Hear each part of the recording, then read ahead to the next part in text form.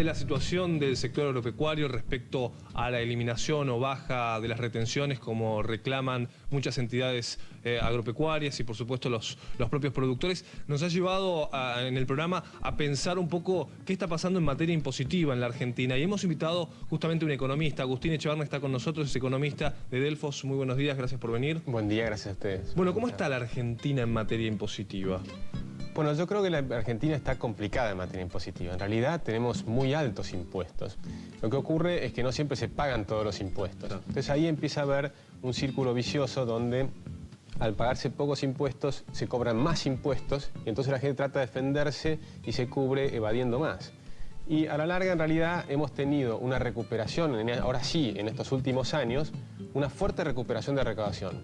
Y se duplicó de 50.000 millones de pesos a 100.000 millones de pesos. Sin embargo, la cantidad de impuestos siguió creciendo. Y, por ejemplo, las retenciones ahora representan algo equivalente o muy cercano al superávit primario que tiene el gobierno. De manera tal que se pusieron retenciones en un momento donde había precios muy altos de los granos, de la soja, el maíz, y ahora que han caído los precios, entonces empiezan a ver, bueno, hay que empezar a eliminar las retenciones. Pero resulta que el gobierno ya se gastó el dinero. Y se lo ha gastado en gasto corriente, de forma tal que lo sigue teniendo año tras año, y eso complica la situación, pues es muy difícil bajar las retenciones ahora. Una aclaración es, digamos, mucho mayor lo que el gobierno recauda por las retenciones que en realidad lo que se utiliza para los planes sociales, como estaba previsto en un comienzo de las retenciones, ¿no?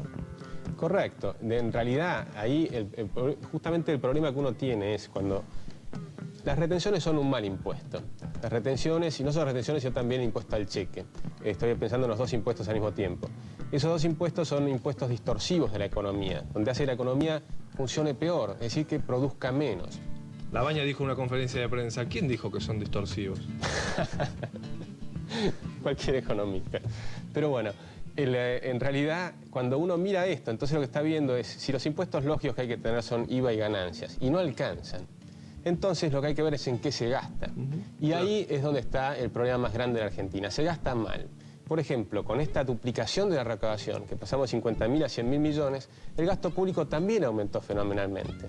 Se duplicó prácticamente. De manera tal que cuando uno mira las cuentas públicas, lo que empieza a ver, bueno, entonces debemos estar fantásticos, si gastamos mucho más, entonces se deben haber arreglado un montón de cosas. Y no es así. Por ejemplo, la Ruta 7, que es fundamental porque es la ruta que une el Mercosur, une a Sao Paulo con Buenos Aires, con Mendoza, con Santiago de Chile, está cortada desde hace 7 años más o menos. Hay que hacer un desvío de 40 kilómetros de tierra. ¿A dónde va el dinero? Es una gran pregunta, ¿no, Agustín? Porque yo ahora cada vez estoy más confundido, porque recién decías IVA, ¿no? Y el IVA en la Argentina es alto si lo comparamos con otros lugares del mundo, ¿no? Es muy alto.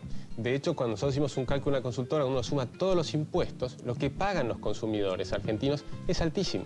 Las tasas nominales equivalen a un 66% para una persona de altos ingresos y a más de un 50% de una persona de bajos ingresos. Es decir que cuando uno empieza a trabajar, hasta mitad del mes trabaja para el Estado y recién después empieza a trabajar para él y para su familia. Es decir que los impuestos son muy altos en Argentina. Pero cuando uno mira el gasto, que es lo que estamos tratando de ver dónde se gasta el dinero, ahí es más grave el problema todavía. Porque, por ejemplo, yo acabo de estar en pueblos de la Ciudad de Buenos Aires, Villa Saboya, Santa Eleodora. Pequeños pueblitos, 500 habitantes, 1.000 habitantes. Y ahí en los pueblos pequeños uno sabe a dónde va el dinero. Entonces, por ejemplo, están los planes Descansar, ¿no? Y uno ve que en estos planes ellos saben a quién los tiene. Y los tienen generalmente los vagos del pueblo. Y eso me lo dice, por ejemplo, un capataz de estancia, donde me dice, bueno, yo no puedo conseguir que esta gente venga a trabajar, porque me dice que puede trabajar solo 3 horas, tengo que ir a buscarlo al pueblo, volverlo a traer. Y a las 3 horas él me dice que lo lleve nuevamente, y eso no sirve para nadie. Entonces no trabajan. Ahora hacen los planes de vivienda. ¿Y quién se queda con las viviendas? Y este capataz me decía, por ejemplo, que a él le habían ofrecido una vivienda, pero tenía que pagar 2.500 pesos de entrada y 250 pesos por mes. No le cerraba. Tenía que bajar fenomenalmente su nivel de vida. Bueno, ¿y quién se está quedando con las viviendas en ese lugar? Las mismas personas que tienen los planes Descansar. Y uno se pregunta, ¿cómo van a pagar? Si saben que el gobierno les da 150 pesos y tienen que recibir de nuevo el Estado 250 por mes. Es absurdo. Ahora, ¿no lo ves, por otro lado, como una solución a un problema habitacional que tiene la Argentina, como es el tema de vivienda? No en el caso de estos pequeños pueblos, porque hasta hace unos pocos años atrás uno veía que estos pueblos empezaban a quedar fantasmas y generalmente hay una migración del campo hacia la ciudad.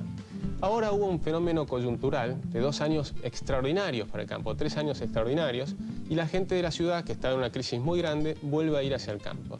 Pero no es así lo que va a ocurrir cuando uno mira a largo plazo. Esos pueblos van a volver a ser fantasmas.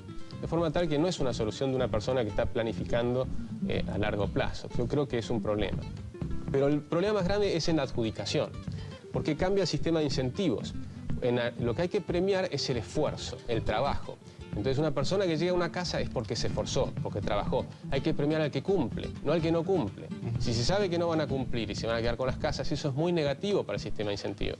Finalmente, volviendo al tema de las retenciones, ¿cuánto es lo que se queda al gobierno, ¿no?, de las producciones? Porque algunos van a perder casi toda su rentabilidad.